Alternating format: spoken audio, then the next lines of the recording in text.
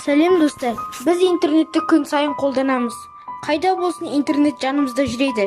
Елестетіп көріңізші, егер интернет жоқ болып кетсе.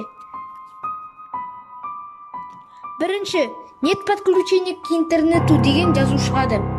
Сіз 20-30 минуттан кейін интернет роутерге хабарласасыз. Бірақ ешкім сізге жауап бермейді. Себебі сіз секілді мыңдаған адамдар жауапты күтіп тұрады. Банк ара ұясы секілді толып кетеді. Себебі банк интернетсіз адамдарға ақша бере алмайды. Миллиардтаған ақшалар құрып кетеді. Экономиялық кризис туындайды. Миллиондаған адамдар жұмыссыз қалады.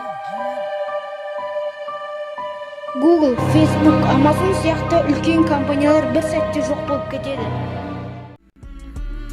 Бірақ уақыт өте келе бәрі орнына келеді.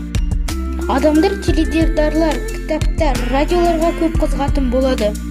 Отбасылар бос уақыттарын табиғат аясында өткізеді. Сонымен видеомыз аяқталды. Сіздермен болған Қазақбек, сау болыңыздар.